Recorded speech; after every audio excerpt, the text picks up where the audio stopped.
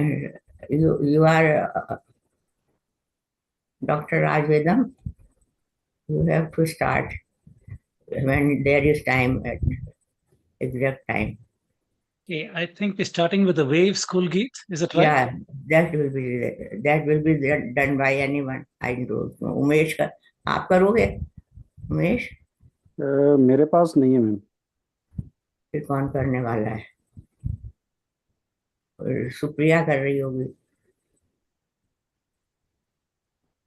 I think Supriya might join a little late. अभी तो बात किया उसने मेरे से। Do you have the recording of it? Yeah, Yes, recording ma'am. हो Yes, रहा sir. है। Recording. It's being recorded and it's by YouTube. No, recording of the play song.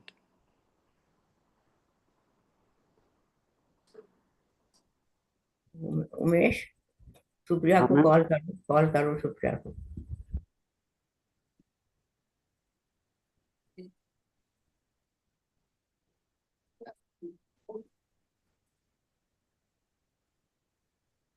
Subhashi, namaste. You're mute. Namaste, everybody. Namaste, view bhai. Namaste. Namaste. Shashi दी नमस्ते। नमस्ते, आप लोग ठीक हो? नीलम Considering that चलो आ गए आज, बड़ी तुमने अच्छा किया। considering that we are live on YouTube, should we get started? I think so. I think so.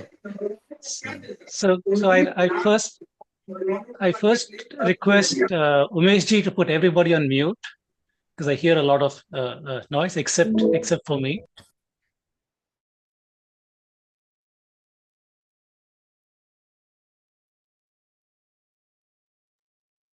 Namaste, y'all. I'd like to welcome all of you to Waves Talk number 30 and the 5th Dr. Bhudev Sharma Memorial Lecture. It's my great pleasure to introduce Professor Subhash Kak. I guess nobody here needs to be introduced to him. He's so well known. A scholar whose remarkable career spans engineering and computer science, artificial intelligence, quantum information, the study of consciousness, Vedic studies, and the history and philosophy of Indian science itself. Professor Kak originates from Srinagar, Kashmir, and received his PhD in electrical engineering from IIT Delhi. He began his academic career at IIT Delhi and subsequently held visiting positions at Imperial College in London, Bell Labs, and the TIFR. In 1979, he joined LSU, where he later became the Donald C. and Elaine T. DeLuane Distinguished Professor of Electrical and Computer Engineering. In 2007, he moved to Oklahoma State University, initially as head of computer science and subsequently as Regents Professor of Electrical and Computer Engineering. He is now Regents Professor Emeritus. His scientific works has ranged across information theory, cryptography, cybersecurity, artificial neural nets, artificial intelligence, and quantum information. His contributions include new approaches to computing and to cryptography, work on data and network security, instantaneously trained neural networks, and pioneering research in quantum information and quantum cryptography. But what makes Professor Kak's scholarship particularly unusual is the extraordinary breadth. Alongside his work in modern science and engineering, he has pursued a decades-long study of Indology, the Vedic tradition, Indian philosophy, consciousness, archaeoastronomy, ancient astronomy, mathematics, and the history of science. His books and papers have explored questions ranging from the astronomical content of Vedic texts, the intellectual history of India, to the nature of mind and consciousness, and more recently, the implications and limits of artificial intelligence. Professor Kak has influenced numerous people through his intellectual journey, and I myself am a very happy recipient of much of his knowledge, maybe from 1990s itself, when he was active on sock.culture.indian and other news groups. From that era onwards, I've been a proud, happy recipient of his works. Professor Kak has also received numerous honors for his work. These include the Science Academy Medal of the Indian National Science Academy, a British Council Fellowship, a National Fellowship of the Indian Institute of Advanced Study, and the Distinguished Alumnus Award of IIT Delhi. In 2018, he was appointed to the Prime Minister of India's Science, Technology, and Innovation Advisory Council, advising at the highest levels on matters of science and technology policy. In 2019, the government of India, and I think all of India itself, honored him with the Padma Shri in science and engineering, one of India's highest civilian honors. Perhaps the most distinctive feature of Professor Kak's intellectual journey is his refusal to accept the conventional boundaries separating the sciences from the humanities. For him, questions about information, computation, intelligence, and consciousness, they naturally intersect with questions that Indian thinkers have explored for thousands and thousands of years: the nature of mind, the nature of the observer, and ultimately the nature of reality itself. That is why I think it's fascinating. Today's talk is very fascinating on the subject of epigenetics, AI, and the Vedic tradition. I think there's none better qualified than Professor Kark to deliver such a lecture. But before we go to Professor Kark, I now invite Sri Dhirendra Shahji to talk about the Bhudev Sharma Memorial Lecture Series and to also formally welcome Professor Subhash Kark.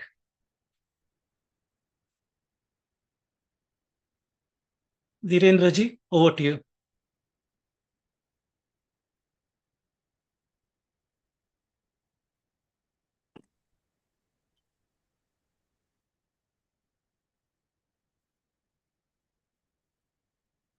You're muted, Dhirendra ji.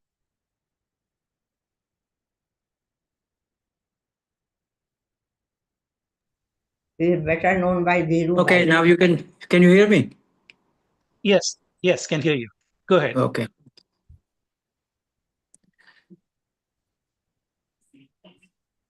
Okay. Namaste, invited guest speaker, Dr. Subhash Kak, Dr. Shashi Tiwari ji, Dr. Raj Vedam, and all respected attendees. Today's webinar is organized under late Bhudev Sharma Memorial Lecture Series. I'm sure that many of you must have known him because of his professional career as a professor of mathematics at JIIT University in Noida, as well as abroad, and publishing several research papers on Vedic knowledge and India's ancient history. Since I'm asked to talk about my association with him, I will refrain from discussing his long period of 57 years of academic career. It is too long to describe. It may take another 15 minutes, which I want to avoid that. I met Dr. Bhudev Sharma in 1996 in Atlanta, where the first WAVES International Conference was held. I was introduced to him by my close friend, Dr. Chindora, president of Arya Samaj Vedic Temple, Atlanta, who was mainly responsible for organizing that conference. After the conference was over, Budevji was nominated as the president of WAVES International, and a board of directors was formed, which included Dr. Chindora, Dr. Subhas Kak, Dr. David Shawley, and others. Both Chandoraji and Budevji asked me to join WAVES as a treasurer and a non-academic person, and later on as director. WAVES International was officially registered in Louisiana, USA, where Dr. Sharma was a professor of mathematics. Later, in 2002, he moved to Atlanta as professor of mathematics at Clark University. From that time onwards, we became very close friends and used to meet often for lunches and dinners and discuss about organizations' various conferences at different cities in USA. I had the pleasure of meeting his wife, who used to cook delicious lunches and dinners. She was a very hospitable and a kind person. After her passing away, Budevji moved to India and continued his academic work and publishing articles on ancient India's contribution to the world civilization. During his presidency of WAVES International, we organized 4 international conferences starting from Atlanta in 1996, then Los Angeles in 1998, Hoboken, New Jersey in 2000, in Dartmouth, Massachusetts in 2002. Dr. Balram Singh was at that time our host, who is now the president of Waves International. As an academic, he insisted on detailed planning for each conference, which included selecting the conference venue, finding the host in that city, major topic of the conference, detailed budget of income and expenses, including registration fees, boarding and lodging costs, transportation, etc., names of academics to review papers, publication of proceeding books, and several other details. Although Dr. Sharma assigned this task to the directors and other board members, he always asked me to review his plans and share my comments on that. In the early days of Waves, we did not have the benefit of today's internet, YouTube, or modern tools. So most of our work had to be done manually and was very time consuming and tiring. Despite these limitations, the conferences organized under Dr. Sharma's presidencies were highly successful. We did have participants from Nepal, Indonesia, that's Bali, and Eastern Europe, and plus India and USA. Before concluding my talk on Dr. Bhudev Sharma, I must mention that Bhudevji was a great intellectual, a well-known mathematician, at the same time, a very fine human being. I still miss him a lot. Now I request our today's guest speaker, Professor Subhas Kakji, to deliver his lecture on epigenetics, AI, and the Vedic traditions. I've known Subhasji from the beginning of Waves and have read his numerous articles and books on dharmic civilization. In spite of his successful career as an IA professor and achievements, Subhash is a very humble and unassuming person. I have been talking to him several times. I had the opportunity, and he has been a very kind person and very unassuming. Subhashi, thank you so much. Hope you can take over now and we'll listen to your lecture. Thank you. Thank you, Dhiru Bhai. Thank you, Raj Vedam ji, for your generous remarks, and thank you, Shashi ji, for inviting me. It's really a pleasure, and I go back and remember all the wonderful work that Bhudev ji did, not only in founding Waves, but also giving it a lot of energy to organize so many conferences, and also publish a lot of material, which has had a substantial amount of impact in academic circles and also in the general world. Now, having said this, it's great to carry his work forward. And in fact, I still remember the founding of Waves in his apartment at New Orleans. This is before the Atlanta meeting was held, about which Dhirubhai spoke. So we met in there, and so that's where he said, "Well, this is how we need to go forward and actually do it." Now, as to today's lecture, epigenetics, AI, and the Vedic tradition. Now, what is epigenetics? Epigenetics is the latest transformation that we have, or revolution that is taking place in genetics, which is changing a lot of attitudes about biological reality and about who we are as human beings. Because prior to this revolution, it was normally believed, after the discovery, well, first of all, you had genetics itself, Mendel and others, but after DNA in 1953, so it was assumed that now all our personality, behavior, structure, and so on is determined by our genes, which are coded on the DNA sequence.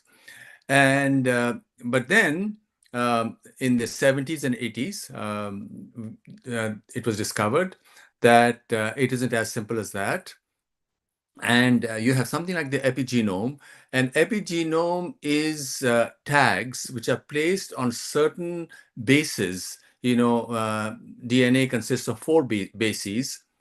So on the C bases, certain molecules are placed, and it's the whole DNA string, if you will, works like a tape on which you can place zeros and ones, which is what you have in a traditional computer. So likewise, these tags, which are placed on the DNA, make certain genes not express themselves and allow other genes to express themselves. So in other words, this is another layer which sits on the DNA molecule structure without altering the molecule, but having a tremendous influence on the behavior of the individual whose molecule we are talking about. And this has tremendous implications for our understanding, not only of how, let's say, memory works and how human behavior works, but it also relates to certain very deep insights that we have um, about human nature from the Vedic tradition itself. Now, how did this revolution begin? What they discovered in one of the iconic experiments that was done in the 70s, what they did was they had an experiment on mice where they gave these mice electric shocks and at the same time released an odor. And so the mice associated the odor with the electric shock, and the moment the electric shock and the odor would be released, they would run to a corner of the cage and cower in fear. Having developed this association, after some time, the electric shocks were stopped and only the odor was released, and the mice would still run to the corner. And after this, everything was stopped, and then these mice reproduced. What they discovered was that their offspring also had the same fear response to the odor, although the offspring had never received electric shocks. And this persisted over several generations. Now, this thing has been repeated now, of course, in many different species, and in certain simpler organisms, the influences persist for as long as 14 generations. But for the higher mammals, certainly at least 3 generations. There's a lot of research. I'm not quite up to the latest in how far, in how many generations this works. So what it codes for are attitudes that individuals have, because fear is an attitude. So these attitudes persist. And this is something similar to the idea of sanskar, that we have sanskars, which are like grooves in the very nature of one's being, which persist. And now what has turned out is that there are two kinds of memories. One are the memories in the brain, and we relate to it, and we sort of, in our common interactions with the world, we hold people responsible, so to speak, that, hey, why don't you remember this or that? Or where is your memory? Although we don't really know where exactly the memories are stored, but the general theory is that they're stored in the neural networks in the brain. But now, what is also coming out is that certain memories are stored in the very uh, methylations. This is called the tags, the placing of the tags in the DNA. So our memories are not only stored in the brain, but also in the DNA, and how we respond to recollection of memories or seeing these memories once again projected, or these images, or the whole complex which is taken in by our indriyas, but our senses, has a response in the DNA itself, because the response comes in terms of certain genes getting expressed and setting in motion a whole series of operations within the body, which represents the response of the individual. Because it's not that one is actually going through this the way we imagine or the way a computer does it, because each recollection of a memory transforms it. So it's as if we have this the whole set of memories in some abstract space, and each time we remember, we bring it down to our conscious recounting, and doing so also transforms it. So this has had, of course, tremendous implications in psychology, in forensics. That's why what a certain scene can be perceived in so many different ways based on who the individuals are and what is it that they bring as their background, their own background, to interaction with that scene. So this is where epigenetics is gone right now, and people are looking at, of course, also does it mean that if part of our memories are stored in DNA, then do our dreams tell us something? Are the dreams a part of this DNA memory which is inherited from our ancestors? And as I mentioned, these memories can last several generations. Now, there are certain animals, human beings and primates, the babies are quite helpless. So babies learn through the initial period of upbringing by their mothers and by the environment, and that's how their instincts get formed. But there are other animals where the day the animal is born, the animal can run, can even fly, can work, can literally do as good as an adult.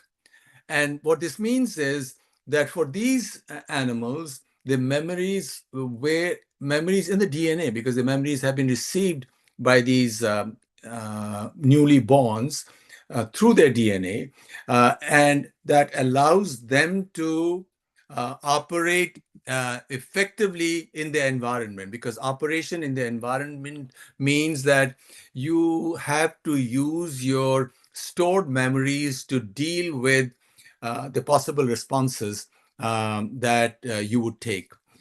And so it has many implications, even for public policy and other matters. In other words, how do we ensure that the new generation is able to access all the capacities that are potential within them? And do we just leave it to school education, to information, or is there something more that needs to be done so as to demethylate? In other words, there are also processes which can remove these tags. Now, these tags in your DNA create behavior over which you don't seem to have any control. And this, of course, if you go back to Taittiriya Upanishad, we are told that there are three kinds of sharirs. First of all is the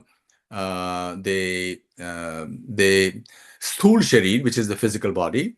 Then you have the sukshma sharir, which is the intellect and the mind. And then finally, you have the karan sharir.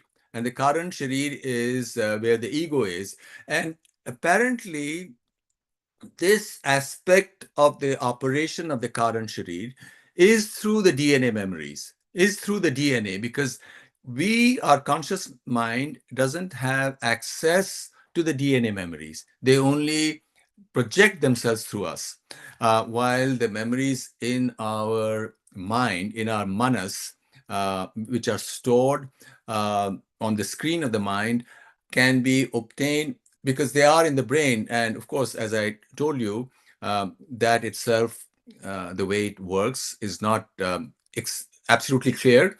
Although now latest findings have shown that different sensations that are received by the senses are stored in different parts of the brain.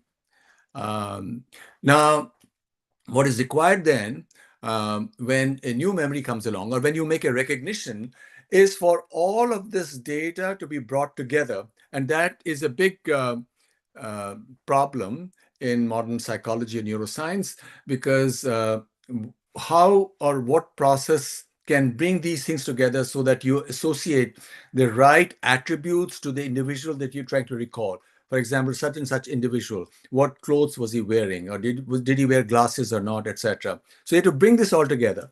And what this also implies is that, again, in consistence with ideas within the Vedic tradition, there are two ways the whole system operates. One is, of course, through the indriyas. The other is the purush, from top down, which is something that modern science does not directly deal with or directly acknowledge. All modern science, as we know, is reductionist. Everything is supposed to be viewed as in terms of aggregates of components which come together. And that part of memory, okay, you have different aspects of the attributes of an individual, of a thing, or of an event that you have seen in the train or wherever else. They have to be brought together. And that is a challenge to understand, because that from a computational point of view, requires an astronomical amount of data processing. How do you bring all these disparate pieces and create one whole?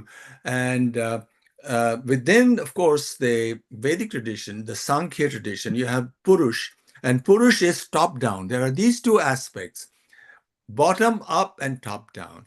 And this self, in English, we call it the self.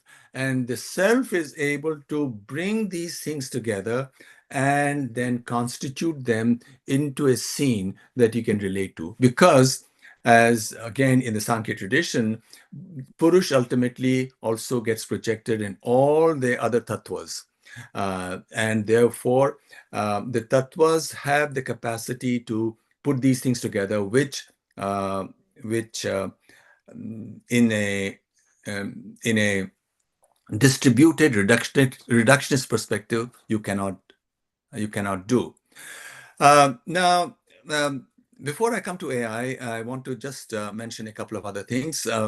In Mandukya Upanishad, of course, we have three or four states: the Jagrat, the Swapna, and Sushupti.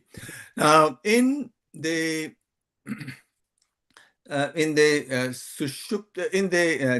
Swapna state, you have the at the individual level, you have Tejas is what the source of light, which is what brings the dreams, which is taking you to different images or different perspectives. And at the universal level, you have Hiranyagarbha, the golden womb, from where all the creativity comes in. And now this is, of course, something else which has been a part of debate in psychology and neuroscience for a long time, and in logic also. And the debate is, well, where do new ideas come in from? Because as we know from logic, from mathematics, in any logical system, you cannot prove any new result which are outside of that frame.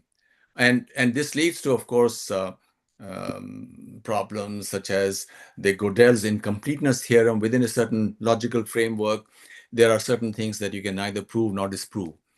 But we do have creative leaps which individuals make as scientists, as poets, as writers, or as whatever career there might be in their personal understanding of their own self. And this leap requires going outside of the framework that you were within, which, of course, is the framework of the waking stage, which is where at the individual level you have Vaishvanar, and at the universal level you have Virat or Viraj. So it's Hiranyagarbha is where all the new ideas, new theories, the golden womb, new theories coming from, which is the dreaming state. And this dreaming state, one can assume or propose, operates through the memories which are in your DNA, because we have inherited memories which are a part of our DNA structure itself. And this throws a lot of new light into something on which a lot of stuff has been written. You look at Western psychoanalysis, you look at Sigmund Freud, etc., interpretation of dreams, and this and that. And people have looked at dreams as a source of inspiration in all traditions, and certainly at a individual level also, people believe that the dreams tell us something. So now here we have a framework, a scientific framework, that indeed in through the epigenome, there are memories which are intergenerational, because just as our attitudes and our memories are passed on to the next generations, which is not something that was a part of the popular imagination until very recently, until the epigenetic revolution came along. So so this is then dreams have this capacity to tell us stuff that we did not know existed. So this is one thing. Now this takes us finally to the question of AI. As we know, AI is changing everything, is going to change things in ways we can't even imagine. First, we all know we have AI chatbots, which people use everywhere, like ChatGPT or Grok or Perplexity and so on, or Gemini. And you can speak to them and you can talk to them. You can have conversation with them. You can have them drive your car. And I've sat in such a car for days, and they are as reliable, or actually, it's been computed that they are more reliable than any human driver. They can joke with you. So the question of what is the difference between a computer mind, because what AI chatbots do, they use computer mind as against the human mind. And the question arises, are we so different? Are we any different from them? And where does it take humanity? Now, there are two sides to it. One, firstly, with AI, with jobs which will eventually go away in an accelerated manner, they can right now replace professors, for example. They can give great lectures. You just give them material, and they can create a video lecture for you, or even a conversation between two video agents, video avatars, or as we already mentioned, they can speak with you. They can do all kinds of decisions that are done by individuals sitting in offices. So jobs will go away, and people have a sense of it. And there's also, because of this and other factors, a accelerating reduction in population. Well, in growth in population. Population has started to fall very rapidly in countries like China, Japan, Korea, Western Europe, Italy, Spain, Britain, and so on, which is one reason, of course, why Europe wants more and more immigrants, because their own population is going down. In fact, very interesting piece of data. In 1900, in the heyday of the colonial era, Europoids, which means the whites, consist or were 30% of the world population. 30 in 1900. Right now, in 2025, they are 9% of the world population. And it's estimated that by 2100, the population of whites in the world will be only 3% of the world population. So there's tremendous changes taking place, which are going to have social, political, and other effects. So that's one side to it. The other side is that, well, population is falling, and it's also estimated that the world population in another 250 years will be maybe as little as 1/100th of what it is now. That is sort of stunning, meaning the whole world population will be only 100 million people, which is the population of the national capital region of India. 100 million is only, 10 crores. So that is happening, and we can see it in our own families. In fact, I asked ChatGPT the other day, I said, when will Kashmiri Pandits disappear as a group? And it said, in an instant, it said in 6 generations, there'll be less than 1,000 Kashmiri Pandits left. And the logic behind all of this is that on an average, each couple for example, the families that I know, relatives and friends, a couple is having one child. So if on an average, 2 people have one child, which means in one generation, the population will become 1/2. In 2 generations, 1/4. In 3, 1/8. In 4, 1/16. And in 6, 1/64.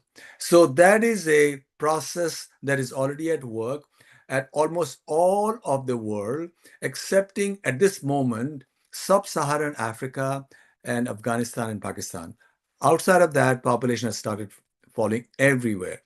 In fact, China's population by the end of this century, which is not so far into the future, is expected to be only 1/4 of what it is right now. Right now, it's 1.4 billion. By 2100, there are estimates that will be only 350 million or so. So this is one side to it. People are not having children. People are, when there are fewer children and younger people to interact with, uh, people are interacting socially with machines. And just as we've seen um, from epigenetics that there is a co-evolution that takes place.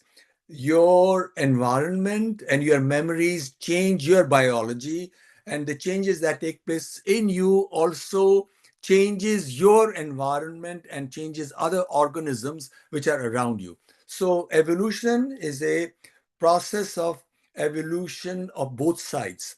So humans have already started changing, and their brains must be changing because of this.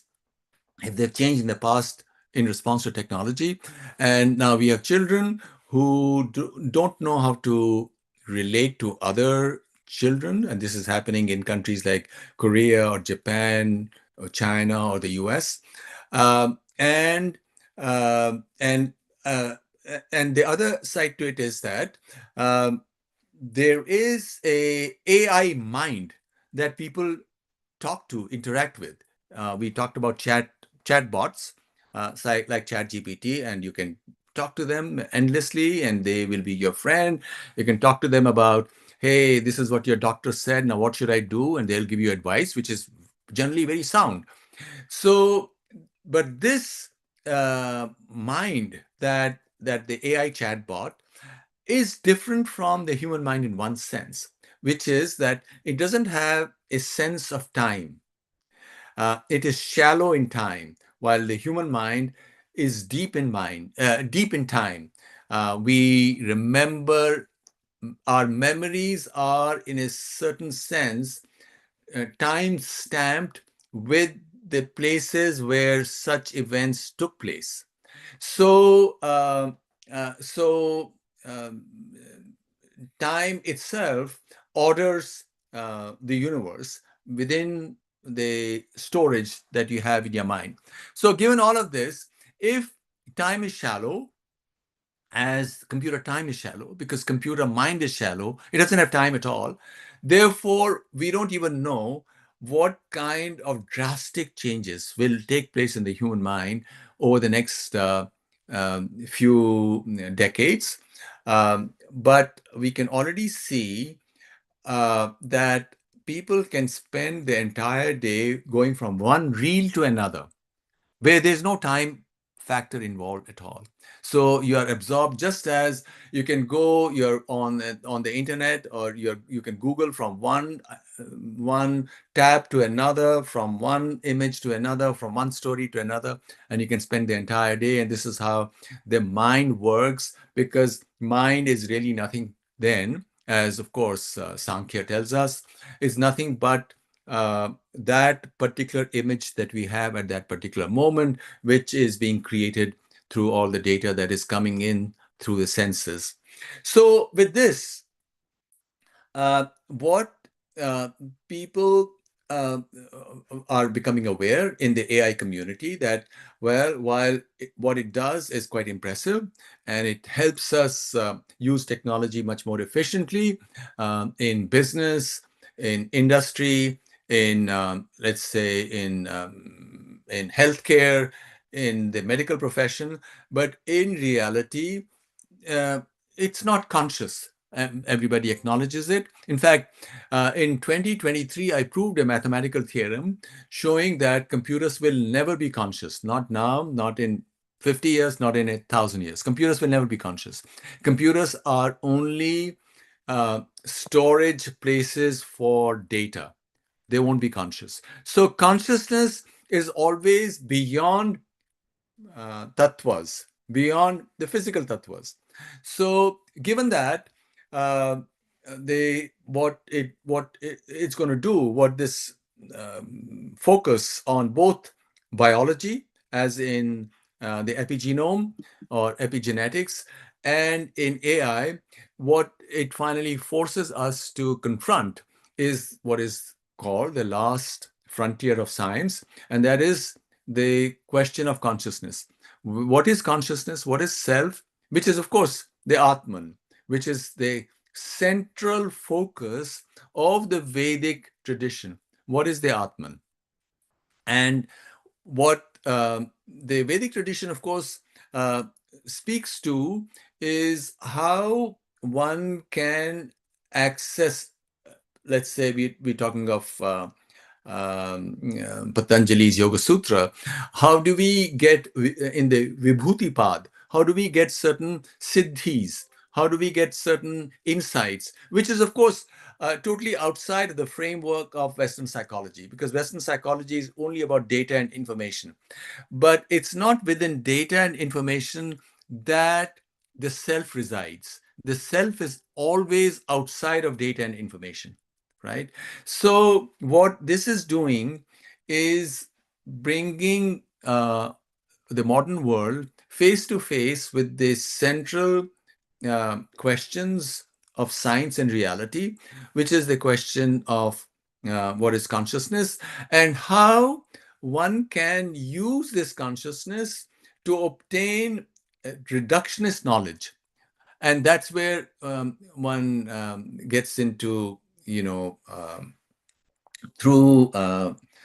Hiranyagarbha, for example, the whole idea of Tejas, that how does one illuminate the mind to obtain information which didn't exist before, right? Which is what the whole journey of knowledge is. How do we get something which didn't exist before, which which is a very interesting point, because if you look at the Vedic tradition, the Indian tradition, you have all kinds of stuff there for which there is no logical explanation. If you are approaching it from the Western materialistic perspective, for example, you have stories in Yoga Vasishtha or the Mahabharata related to embryo transplantation, related to at that time in the Saubha Parva of people in planes, in aeroplanes, fighting and wearing airtight suits, fighting with people on the ground. You have other, or that famous statement in Sayanacharya's commentary on the Rig Veda, on a hymn to the Surya, where he speaks about you who travels at the speed of 2,202 yojanas in half an nimesha, which in the late 1990s, and nobody had paid any attention to it.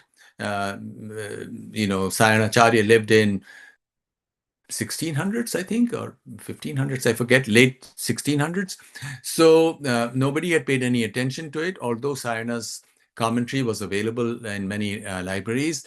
Then I discovered that if you just convert yojanas into miles or kilometers, and nimesh, which is of course a standard division of time, 1/5 of a second, if you get exactly the speed of light. And speed of light was not known to anybody. So this is something, knowledge that comes to one's intuition. How does outer knowledge come into inner intuition? Of which we have so many examples within the Indian tradition, which of course people who don't understand it, they smirk about, they laugh, they say, here goes these Indians again making all these claims about they already knew it. But that's not the point, because one can also say things which are wrong, and people make certain claims which are certainly not true. The important thing is not even what kind of claims have been made and which one of them have been true, although that's an interesting story.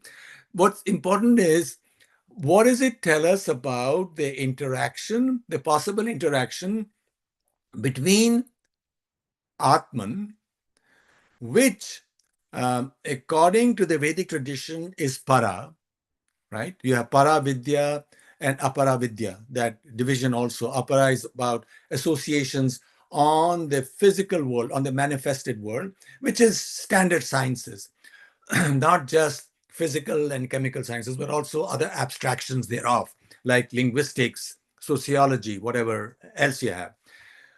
And para, which is transcendent. And in fact, I must tell you that my theorem from 2023, which showed that computers will never be conscious, came up with the result that consciousness must be transcendent. What that means is that it's not a property of space and time. Transcendent para, in that sense, it's not a property of space and time. So given that, the question of this as something which both interpenetrates all physical reality and transcends it, how can it, at least in principle, and that's where you can analyze the tattvas as given in the Sankhya system, or the other darshanas that we have in the Indian tradition, or Shaiva darshan. For example, since I've come from Kashmir, in the Kashmir Shaivism tradition, again, you have 36 tattvas, and you have you have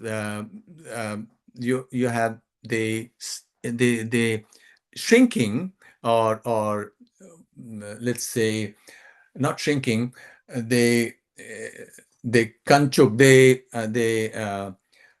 the obscuring of consciousness by different processes. So how does one create a new modern psychology?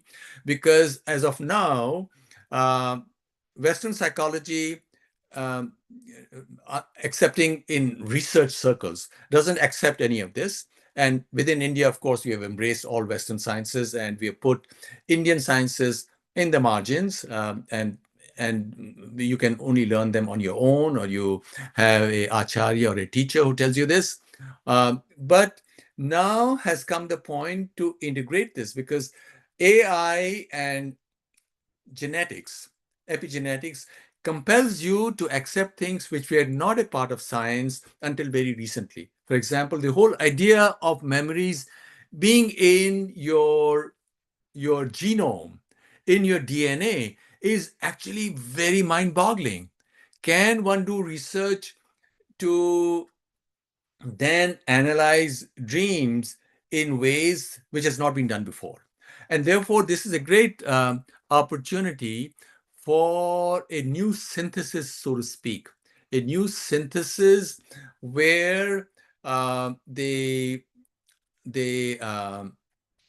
consciousness-based Vedic tradition is integrated. Because if we were to come up with new ways, right now, let's look at all the sad stuff that's going on in India with all the reservations and quotas, which is totally mindless. You want to help every group, and I'm totally in support of it. But how do you accept a mindless system as if it's run by AI, where you say that here you are a professor and you are going to have 4 students and 3 of them got 95% in their qualifying examination, and the fourth one got only 2%, and you are forced and you have no freedom. You are forced to take that fourth one also who has no preparation at all. So that is all ridiculous. So what you have to do is, hey, this is the nature of the mind. Maybe we can come up with new ways of education or reforming education so that uh, people, and this is what yoga was all about. Yoga is a means of freeing those DNA memories from impressions which were placed in it, and some of those impressions may not be the ones which take you to liberation because they bind you to physical reality in one way or the other, or vasanas, or what have you. So how do you um, demethylate them? The word is methylation, methyl. The methyl is that molecule which gets attached as a tag to the DNA. How do you demethylate them? Through yoga, through inner discipline, so that your mind is free and you can do as well as anybody else. Because I always tell people that there's no difference between individual A and B when it comes to research in one thing or the other, or when it comes to writing poetry, because all of us, every human being has the same indriyas, the same senses. But how do you put them together? Is through the intellect. And in the intellect, what is the difference? The difference is the unknown control of the memories which are stored in the DNA, which is where the Karan Sharir operates from. So why not, rather than use a mindless system of quotas, which is destructive, which, as we saw in the recent tragic episode in Cambridge University, where this professor who was hired, who had made these outlandish claims that he didn't know how to speak till 11, he didn't know how to read or write till 18, and he got his PhD, and his work was later on seemed to be plagiarized, and he had made all kinds of outlandish claims which people were too afraid to question, because they said, well, he is from a traditionally disadvantaged group, and therefore, we operate using what is called affirmative DEI, affirmative action to create diversity. No, that is not the way we should look at diversity, in my view. We should look at every human being to be equal in potential, to realize, to do whatever is possible for one is also possible for another. But you have to give them the right tools. You have to reform education so that rather than give them mindless information which is forgotten, and you test them on this mindless information, which now is accessible to everybody at their fingertips on their phone. All the information in all the libraries is accessible to anybody. So then why is one person able to do more than others? I think the time has come with the revolution that epigenetics has given us to ask these difficult questions and perhaps come up with solutions which will ultimately provide liberating to people all over the world. Because this is how I look at it, as a universal knowledge. And in this universal knowledge, it's a very happy coincidence, really, and maybe even that was already ordained. I spoke about co-evolution. The inner and the outer evolve. When the outer is ready, the inner provides that information. The outer world, which is the world based on reductionist logic, all over, is ready, also compelled by AI. Compelled by AI, the West is forced to ask, what is consciousness? The West is forced to ask, what is mind, which it did not in the past. In the past, it was all about, hey, this is my belief and you accept my belief or you die. and what is you did not matter. What is the difference between you and I did not matter. But now that is all changed because of science, and West has evolved to a point where the extraordinary inner knowledge that the Vedic tradition consists of will become accessible, or is logically, at least the existence, the reality of it becomes logically possible or plausible to the Western mind, which in the past it wasn't. In the past, the Western mind would have said, hey, whatever you're saying makes no sense. This is what they used to say about Western tradition, or it's too expansive. You can talk about Vedanta, but let's forget about Vedanta. Let's talk about the other Shastras. Why? And there, of course, there are many other questions as well, which are relevant to Bharat, to India, is why don't Indians know that Kanada's Vaisheshik Sutra has the three laws of motion that Newton has, and almost exactly the same form? Why don't we know that? And that should ask questions, that should bring us to questions. How do we properly assess uh, Vedic knowledge, and what relevance does it have for our times? Well, I just noticed I did exactly 45 minutes as Dhirubhai ji and Raj Vedam ji gave me, and so I'm ready here for the rest of the meeting and interesting dialogue with all of you. Thank you. Outstanding, outstanding. Thank you so much for that wonderful talk, Professor Kak. There's a lot of information there for people to digest and process. So I request people to put their questions in the chat window or to raise your hands, and I can take you with it. But then, as moderator, perhaps I get the first dibs.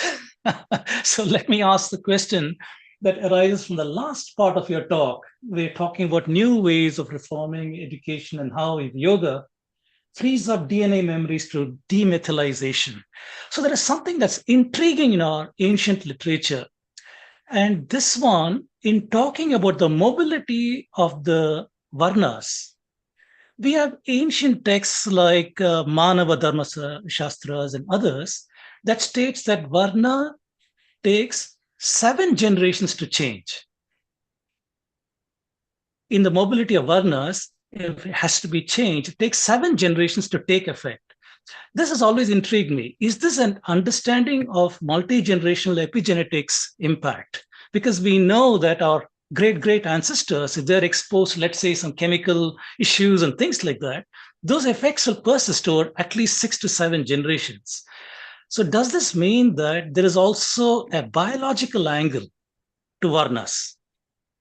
Well, no, very interesting question. And of course, these are questions which can also, or this space, which can also be misunderstood by a lot of people. But so let me choose my words very carefully. Personally, I believe that every human being has all the 4 varnas within them. Every human being, because what are the varnas? Purusha Sukta, the primal Purush manifests himself through embodiments, and we are that embodiment, like other embodiments. So there are all the 4 within each one of us. So I truly believe in that. And we are in these 4 different modes in different aspects of our life. And in fact, it's also true, and this will be, confirmed by accounts of people who have gone to ashrams of powerful gurus, great gurus, truly great gurus, because there are good ones and not so good ones. When you come in and you say, I really want to learn, the guru says, okay, first of all, you start doing seva, work in the kitchen. The greatest hindrance to knowledge is ahankar. So humility, because ahankar becomes that obstacle, and then you're stuck. Then you can't go across. So you have to embrace humility. And so it's only through that can you actually learn. Now, having said that, there were certain professions where certain attitudes were important. So if you're a true acharya, you, first of all, you will, as a true acharya, know that you have to get rid of your ahankar. because it's not you. You're only nimitta matra. You're only the medium. The problem with the Varnas as they became frozen was that people associated them with their social status. And in fact, you'll probably agree with me that some of the stupidest people are the people who thought they belong to the most elite Varna, right? So now, having said this, now let me come back to your question. Yes, so you're raised in a particular way because certainly, the environment and the genes work together. So they also influence us. It's not just the genes. You have these DNA stored memories which have come down to you from your forefathers, but they're also interacting with the environment. So the question then is, what are you trying to do? How do we make sure that you would be able to operate in this new world where information is so paramount, or processing information is so paramount, right? Talking about, say, from a personal angle, I can tell you that uh, from what I learned from my father, who was a kind of my guru, and so on, that ultimately the path to progress in life and in learning is through self-restraint. Why do children of certain families do better than children of certain other families? Because in these where children do very well, their parents teach them, control yourself, discipline, right? While in others, they are not taught that. And that's actually a disadvantage. Do you see that?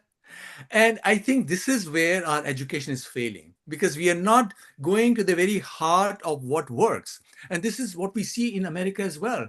In America, American children are not doing so well.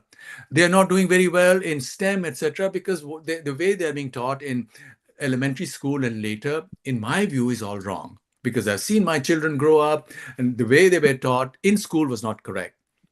And that's why there's a great space. And that's why America, in order to man its industry, factories, universities, needs people from China and India. Because in China and India, even though our schools are bad, and that's why people who only depend on schools, their children are at a disadvantage. And I totally admit that. People who do very well in India and China do it because of what they learn at their home from their parents. Same in the US. If it's true that Jewish children are overrepresented by a factor of 3 or 4 in college, in the best colleges, etc., that's because of the focus on education and self-restraint at their home, and the questioning which the famous, stereotypical Jewish mother forces on children, that you have to discuss, you have to talk. Same with certain families, certain communities in India.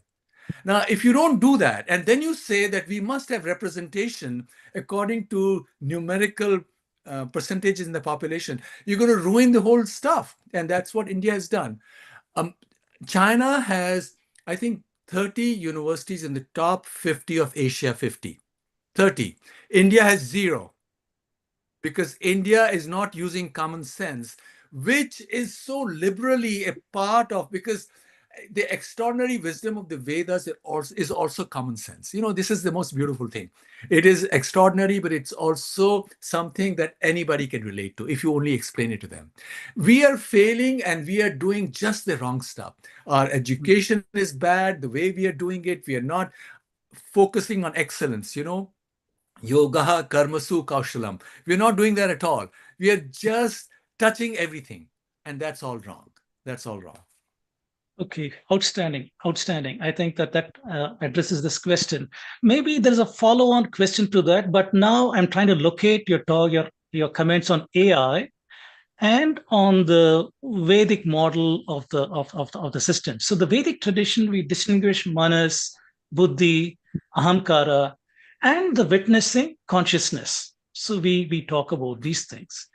So do you see modern AI as potentially reproducing the manas and buddhi and perhaps even constructing an artificial ahamkara or a self model. I mean, today we have personalities appearing in AI tools. We have heard about rogue AI and things of that nature without possessing the witnessing consciousness. Will AI go until that level where you can say, in your words, your model of big C and small c, it encompasses the entirety of the small c without the ability to become aware of the big C? Well, my answer is this. First of all, why are human beings relating to AI so well? Because most human beings operate in a automatic mode. Most human beings are in the karmic change, they are not free. They are not witnessing either. See, most human beings operate in a totally bound state. There's no originality.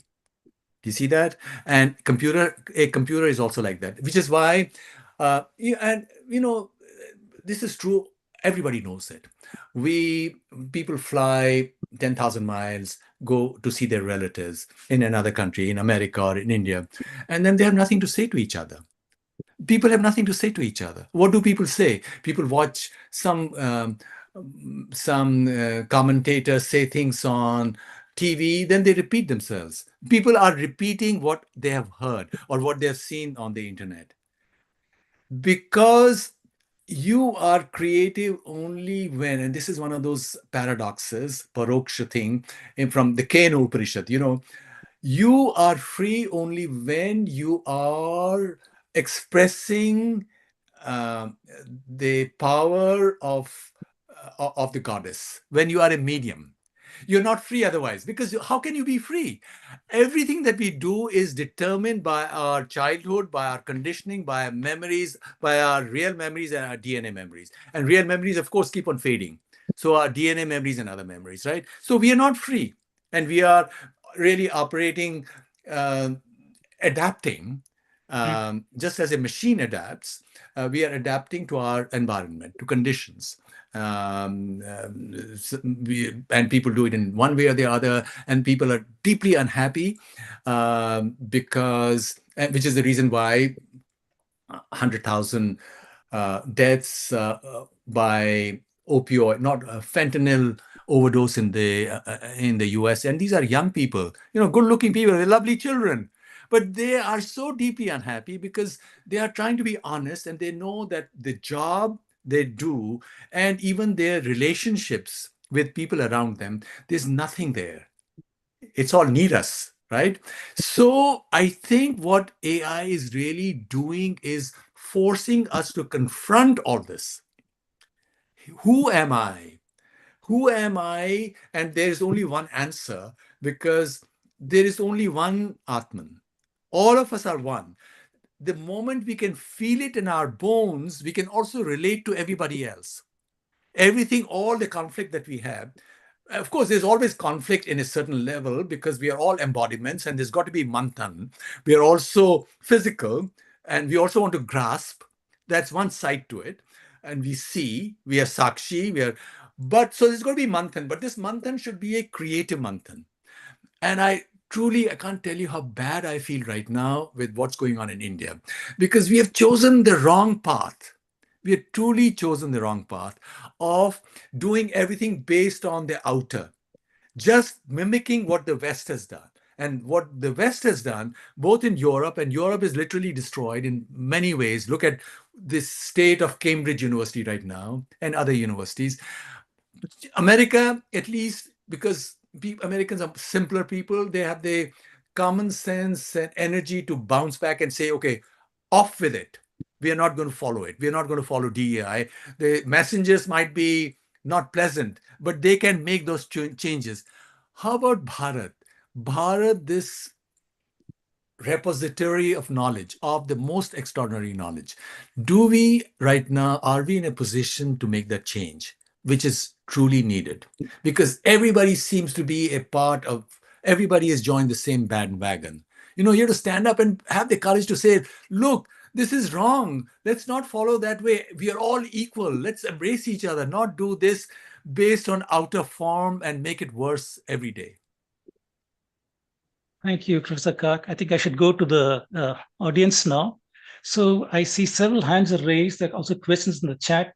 I'll start with the people who have raised their hands, and I request everybody once again to have short questions that are focused and don't give too much of opinions and commentaries. I'll first request Dr. Akhilesh Chandra Sharma. Please unmute yourself, maybe even turn on your video, and you can ask your question. ओम सभी को नमस्ते। आदरणीय काक साहब का भाषण बहुत अच्छा रहा। मेरी जिज्ञासा ये थी कि जो जो याददाश्त रहती है वो चित्त में रहती है, और आप बता रहे थे कारण शरीर और हिरण गर्भ में डीएनए की उपस्थिति रहती है, जबकि डीएनए तो भौतिक चीज है, उसकी कारण शरीर में कहां से उपस्थिति रहेगी? कृपया इस पे प्रकाश डलवाने का कष्ट करें। और हिरण गर्भ में भी सतरज स्तंभ की विकृत स्थिति होती है, डीएनए नहीं होता। डीएनए तो जब बनता है जब कोई जीव की उत्पत्ति पृथ्वी बनने के उपरांत इस स्थिति में होती है। जी देखिए, जो मैं ये प्रपोजल्स हैं जैसे डीएनए की जो मेमोरीज हैं, ये तो बहुत हाल की थियोरी है, रीसेंट थियोरी है। तो है संबंध कारण शरीर के साथ है, ये तो रिसर्च पे हमें छोड़ना चाहिए। ये तो आप अभी हम केवल बहुत ब्रॉडली हम कह सकते हैं कि देखिए, जहां पे हम सोच रहे थे इंफॉर्मेशन स्टोर्ड है, वहां नहीं है। तो कहाँ स्टोर्ड है? I totally agree with you.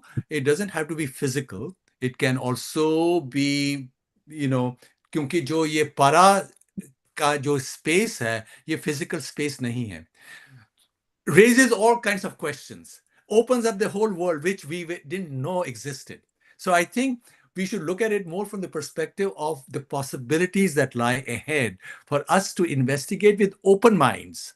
And I personally, I have found Mandukya and the other Upanishads to be so amazingly brilliant. Now, of course, even the rishis were using bhasha, and bhasha is an embodiment. So when you use language, you're using ideas and words and metaphors which are not to be taken literally. With that, I'll rest. Yeah. Thank you, Professor Kak. I'll next go to, is this Rajiv Malhotraji? So please go ahead, unmute yourself. If possible, please also turn on the video. It's RM, I think that's Rajiv Malhotraji. Please go ahead. You are muted, so please unmute yourself. Yeah, I just unmuted myself. Thank you for giving me this opportunity. Subhash, wonderful talk. So I have a question.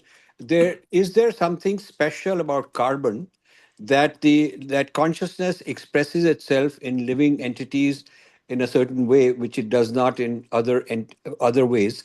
And this happens to be in carbon entities. All living entities are carbon based. Is there something that prevents consciousness from expressing itself in non-carbon, let's say silicon, because silicon and carbon are not far from each other in the periodic table. So, and also, can there be artificial consciousness in the sense, can matter be configured? Because there is something special about our matter that allows consciousness to express itself. If we do a cloning of a human being, it's a material configuration of entities. Bottom up, we configure matter and clone a copy. We could do a 3D printing of a human being, and we can clone in different ways. So through material processes, we create a system, a material system that becomes living and conscious. So what does this say about the relationship between consciousness as something beyond matter and the fact that matter is necessary to express consciousness? And what does it say about the possibility that alternative forms of matter, including silicon, could potentially also host consciousness? Very, very interesting question. Let me respond to it in an indirect way. I recently published a book called The E-Dimensionality Information Principle, published by Chapman and Hall, where I have proven, come up with a whole theory and a whole approach which I have applied to genetics, genetic code, neural networks, and so on and so forth, that living systems have a dimensionality of E, which is 2.718. And you cannot come up with a living embodiment which can mimic consciousness if it uses an alphabet of two, which is what computers do. It's not the silicon which is the problem. It is the alphabet that is the problem, because you need an alphabet with the capacity of E. And life has that alphabet, which is why this capacity also expresses itself through a genetic code. I have had several papers published in Biophysical Review, in Theory, in Biosciences, last 2 or 3 years, solving many puzzles of the genetic code using this idea. And this idea really came to me, at least that is one kind of a story, that you have, as you know, 5 Mahabhutas, Prithvi, Apaha or Jal, fire or Agni or Tejas, Vayu, and Akash. Now, in philosophical books in India and in the West, Akash has been translated into space. But what is space? Space is empty. Space is just a placeholder. And the intuition came to me that, look, this is all wrong. Akash is dynamic. Akash is where consciousness speaks to embodiments. It comes through Akash into Vayu, into Tejas, according to Sankhya and Kashmir Shaivism and so on. So that's where this E-dimensionality theory says that physical space has dimensions of E. And there is a theorem, this is based on mathematical logic, etc. And so physical space and all embodiments must be alive in this particular sense. And computer systems are not alive because they only store information. They are only storage, form on chitta. They are like on a chitra, a diagram, a figure. So you cannot therefore construct ahankar and other intuitions, excepting in an indirect way. For example, on chatbots, you can have many loops. You can have one, a data, and then you can have another data which is supervising this data and another one. But that simulation doesn't actually work. It doesn't. It stops at a certain point. So, leaving computers aside, can there be a non-carbon E? Possibly. Yeah, maybe. I don't know. I haven't thought about it, And but then, that's a very good question. Could and there be? yeah, and can this other can there be an artificial E in the sense not computers, but can that E, after all, when you clone a human being, it's an artificial process, and you get another human being who's conscious. If you were to 3D print a whole human being from head to toe, the whole human being you replicate with every elementary particle replicated, you probably get a conscious being. So we cannot say that consciousness by itself has total freedom to express itself as matter, because we have material processes that influence consciousness. Also, death, you can kill a person, you shoot him, and his consciousness is shifted. So there is an interaction between consciousness and matter. And the question is, what is so special about carbon that could not be done without carbon? The reason it's important is people are looking for water to find life. But why is water necessary? It's necessary for hydrocarbon-based, life. But suppose there is life which is not carbon-based, then you don't even need water. Yeah. I won't specifically respond to this, but there's an interesting point that you made about consciousness and matter. In quantum mechanics, if you observe a system, this is called the quantum Zeno effect, you can stop time. There are very interesting stuff there. In fact, that theory was proposed in 1974 by Misra and my friend George Sudarshan, the great physicist from Kerala who passed away 2 or 3 years ago. Right. So there are amazing stuff which is so deep that we need a lot of time to discuss it. So maybe another lecture. Thank you. Thank you. Thank you. So I see there are several hands raised still. The questions in the chat box, also chat window also. But at this point, I'll take one more from the raised hands. So Vivek Tiwari ji, please unmute yourself and ask your question. Thank you, Dr. Kak. This was a fascinating talk. I'll keep it short. I mean, I think it's amazing how, like you suggested, right? There's so many of ideas that the Western civilization thinks are like modern or novel. They were all anticipated by the deep thinking or the deep tradition of the Vedas. Would you say that artificial intelligence was also anticipated in some form? And or are there any prescriptions for the problems of AI that we see in society that Vedic tradition has some prescriptions for them? Thank you. Well, there are, if you read Raja Bhoj Parmar, the great, great king, he visualized artificial machines. And I think there are other stories. I don't know whether Vetal Kathas have such creatures, that creatures who don't have consciousness, who are uh, only mind. In fact, asuras are partly without Purush, not necessarily Purush projecting themselves through them. And so um, this is in an indirect way, but I haven't made a proper study of it. Yeah. Thank you. So there's one more raised hand over here. Virendra Pandeji, please unmute yourself and ask a question. Thank you, Dr. Kak, for very nice lecture. My question is, how do you see the role of inner discipline and practices like yoga in methylation or demethylation of DNA? And what evidence supports the possibility of altering genetic memory through such means? Why I'm asking this question? Because in Ayurveda, Vata, Pitta, Kapha imbalances causes disease. So whether those imbalances in dosas can have effect on the epigenetics like methylation or demethylation of DNA, because methylation, not every methylation is unfavorable and not every demethylation is favorable. So it is a mixture of favorable and of unfavorable situation in epigenetics. So how do you explain that? Whether it can be changed by daily routine and regulating daily routine or practicing yoga and meditation, all those things? My answer is an emphatic yes. It can be, and I think this is what should be done. And I mentioned how yoga can be of different kinds. There is, of course, the lineage of yoga that we have, and many different traditions of yoga within India. But there are also, people through their common sense in their families have come up with certain disciplines, which are also yoga of a certain kind.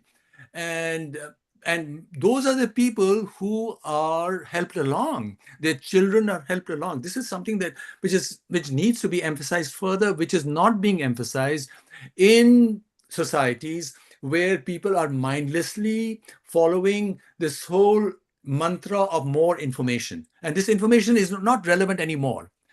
Just information by itself. In America, for example, right now, with the big crisis in humanities that is taking place, and there are no jobs. And in fact, universities have already started shutting down humanities departments in Syracuse, for example, and just last week in Illinois Institute of Technology. Why? Because a lot of humanities are also only stories. You're studying history, it's a story. And of course, you need critical thinking to understand history. But leaving that point aside, basically these are all stories, and a lot of sciences is also stories. So the whole question is then, how do we learn things in a disciplined way, which becomes a yoga for your memory system to co-evolve with all this information, so that you are also changed and your understanding of your environment is also changed. And certainly, I totally agree. I can't agree more. Yoga is the way. Yogic based education is the way to progress for everybody. Thank you. Thank you. I thought. Yeah. Thank you, Professor Kak, and thank you, Virendra ji.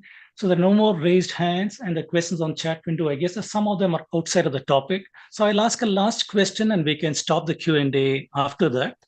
So, Professor Kak, again, connecting to what you said, maybe I'm inferring too much from your talk, but please do let me know.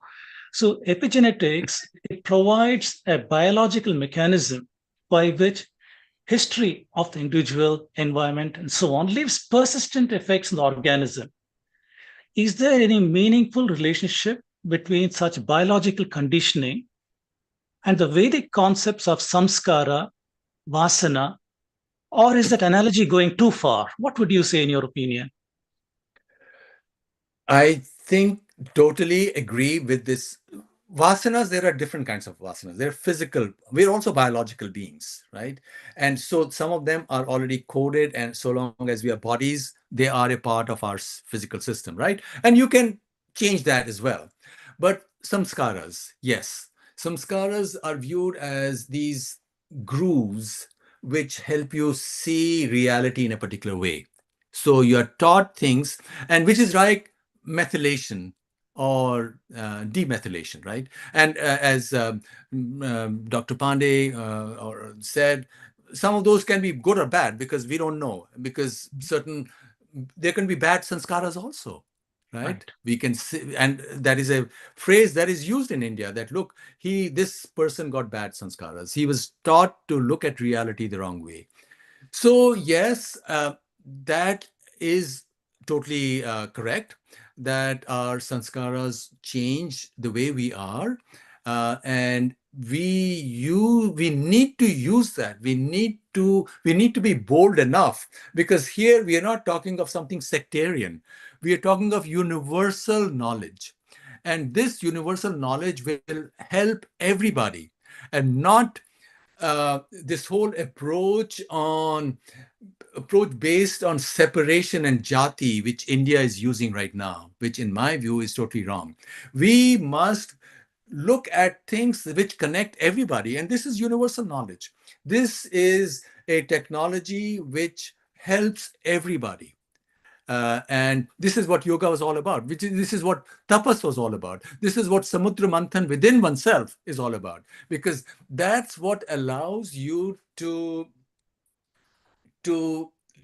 dominate the asuras within each one. We have both. We have asuras and devas all within us. So how do we become the receptacles to the knowledge that the devas have for us? And how do we become the medium for the Shakti, which the Devi wants to project through us for the evolution of this whole place, of the whole earth?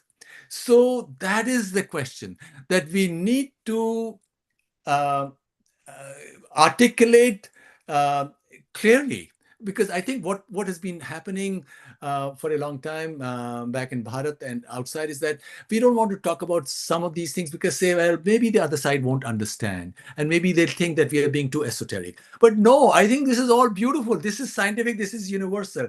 I can go anywhere and talk about all of this because this all makes sense. It totally makes sense. There's nothing esoteric about it. But what is esoteric about reality is, of course, this whole idea of consciousness, because consciousness is not material. I'm not the only one who has said it. I'm not talking of the rishis.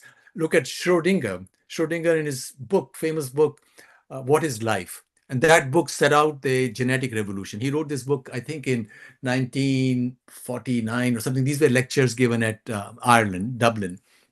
And he said, look, there is only one consciousness. Consciousness is in singularity. And he says, even in quantum mechanics, the observer is one. There is unity and multiplicity of embodiments. And this unity, this one consciousness can impact the multiplicity. So we need to stand up and speak all of this with clarity. And the world needs it, because AI is creating its own hell. It's beautiful. It's great if it's used as a tool, but it's also a new kind of a hell, timelessness kind of a hell, if it comes to dominate us. And it can dominate us so easily just by absorbing us in reels from morning to night. And they're beautiful, you can go from morning to night, but that's where discipline comes in. And we need to know where to stop looking and turn the gaze inwards, because the Atman is within. And that is the light. It's the light different from the light of the Surya and Chandrama, as Isha Upanishad tells us. It's that inner light which is our true self. Thank you, Professor Kak. I guess that's dependent on our karma phala and our vasanas. We'll be able to stop and say, yes, this is what we need to do. I will take one very last question. I see that Lalan Prasad ji has raised his hand. After that, we will stop the Q&A. So Lalan Prasad ji, please unmute yourself and ask a question. Please unmute yourself. Yes, go ahead.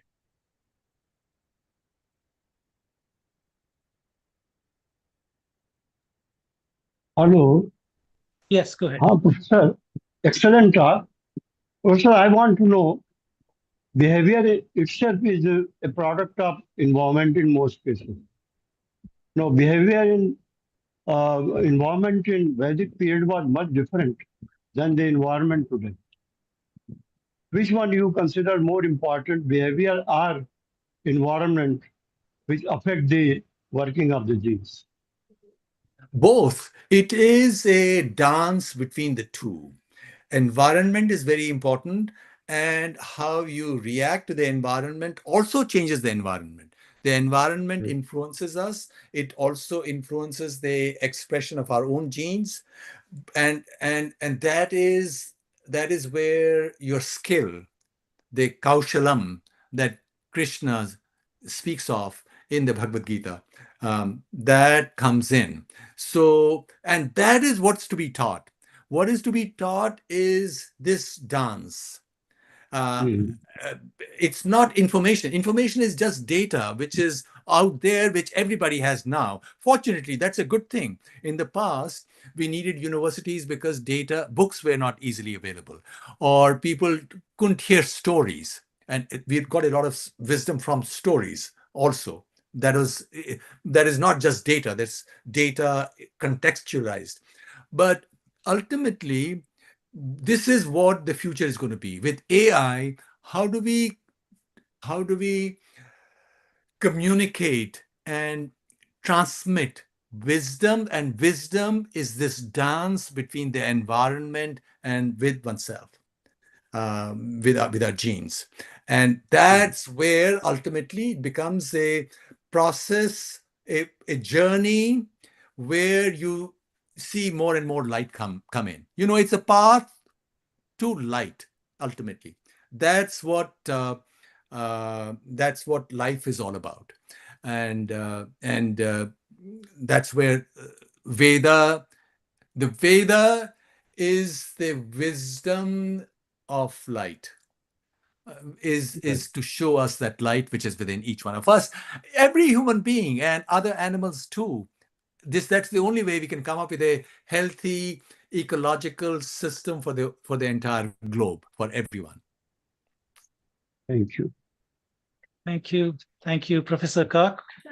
Thank you to the audience for asking these wonderful questions that have enriched the talk significantly. I'll now request Dr. Shashi Tiwari ji to please provide the vote of thanks, following which I'll give closing remarks. Shashi ji, please go ahead.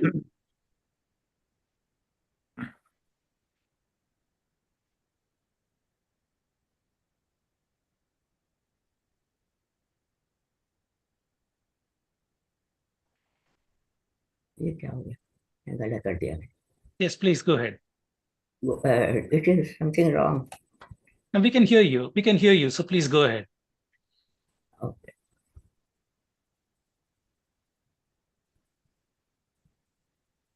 इस वजह से मेरा आता है, बिगड़ जाता है. 1 minute, please.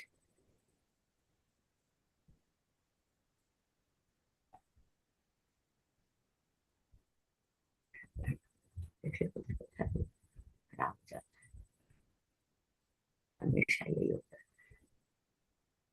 Are you able to listen me? Yes, we can hear you. Yes, please go ahead. So, firstly, I would like to remember Professor Bhudev Sharma ji, whose memory this lecture was arranged, and secondly, I will like to pay my gratefulness to Professor Subhash Kagji, who agreed to deliver a lecture. And today it was just, we heard about the lecture, which are very interesting, very thought-provoking, unique, and above all, it was very interesting also. And we are amazed to see how Subhash Kagji, a great scientist of the modern era, speaks on the basis of Vedic culture, Vedic civilization, Vedic tradition, and above all, Upanishads. He quotes from Upanishads and various other concepts of Vedic learning. As Hiranyagarbha was there, Karan Sharir, Sukshma Sharir, and Sthul Sharir, then Panch Tattva were there, Shishik Darshans concept, 25 Tattvas were there. So all the time he is referring ancient Indian knowledge also and the modern scientific traditions, the knowledge also. Especially I was fascinated to know his from his mouth that memories remains in our DNA, and in memories, memories are based on the dreams also, and in dreams we saw something very unique which we have not seen anywhere else, but they are true. So that the same type we find DNA is maybe keeping our ancient ancestors' memory in it. And so there is a comparison between memories, dreams, DNA, and so on and so forth. So it was a very unique uh, talk, Dr. Subhash Kagji, and we are very grateful to you. And when you said that Yojana Nam Shahasre Dveshate Dvecha Yojane, then I remembered the Surya Sukta of the Rig Veda, where Sayan has quoted this mantra, and it is coming from Puranas, and the exact distance which is from the earth to the sky for the sun raises, that is the same distance which scientists are measuring nowadays. So Vedic knowledge is unique knowledge, and we are proud when you say this thing. And when you say that we are also unfortunate that we don't know about our own knowledge, and we run to Western civilization and Western thoughts of learning. So this is very unfortunate for our people. But I'm very hopeful, being a Vedic scholar, that always there is light, and one day it will come when we will recognize our value, our knowledge. I am extremely thankful to Dr. Raj Vedamji for moderating this whole program, and he himself is a Vedic scholar and very unique speaker also. So I am very happy that he accepted this work for today. And other persons who took part in the question answer session are also very important, very unique for us, very important for us, as Professor Lallan Prasad ji and a few others also were there. Vivek Tiwari were also there. So I am happy to see him. So like that, this was a very unique and very elaborating, fascinating lecture, and we are grateful to you. And finally, I will like to say that Vedic traditions, we remember all the time Vedic traditions, but we should we should learn more and more about them from the persons like you, who are scientists and who are a computer scientist, and then above all, he is Indologist also, and Kashmir Shaivism. His favorite subject is Kashmir Shaivism. So his knowledge is excellent, and nothing can be said. And as a human person, human being, is also very humble, very, very memorable for others, and he should be followed by, for inspiration and other things. So I remember just and close my talk with this, that in the Upanishad, you remember, as you have said, that Vedas are creations, wisdom of light. Vedas are wisdom of light. So I remember this mantra, natatra suryo bhati na chandra tarakam naime vidyuta kutoyam agni tamev bhantam anubhati sarvam tasya bhasa sarvam idam vibhati. So we cannot know what Upanishads or Vedas have said, because we have limited source of knowing, and they cannot be fulfilled for the knowledge of reality, the absolute reality. And with these words, I will say again and again, thanks to everyone who attended this lecture. For the audience, especially, I am very thankful that a number of persons were here attending. Rajiv Malhotra ji were one of them. So, Raj Vedamji, I am very thankful to you. And again, I will say thanks to Dr. Subhash Kak. Dhanyavasmi, dhanyavasmi. Thank you, Shashiji. So I'll provide some closing remarks and we can stop the meeting. So Professor Kak continues to share his wisdom on a variety of topics and inspiring multiple generations with his wisdom, connecting us back to our roots. And here he continues to expound wisdom on the nature of consciousness itself. And his work draws a very sharp contrast. Is consciousness a computed entity? Is it the outcome of neural complexity, what they call as emergent consciousness, or some quantum phenomena? Or on the other hand, is there a universal consciousness out there and we are merely receiving a portion of it? So he continues to draw the sharp contrast to bring the focus back to the Vedic tradition over here. And from that derives his big C and small c model, which he has described very eloquently in several of his publications. And Professor Kak, in this talk, he calls into focus both AI and epigenetics. So he calls out epigenetics and this DNA multi-generational memory as part of perhaps our small c consciousness over here in how we receive awareness of our current world and so on. He also calls into attention AI systems that perhaps can evolve into taking over all of the small c consciousness without being aware of the big C itself. So his grand synthesis of both technology and Vedic systems, I think, in my strong opinion, it will continue to inspire scholars and students in the present. It has done so in the past. It has inspired me by no doubt at all, and will continue to inspire other scholars also in the future. So I'd like to thank Professor Kak once again for this brilliant lecture and the works that he's doing. And in closing, I'd like to provide a Shanti mantra. This was done with the Rishi Yajnavalkya.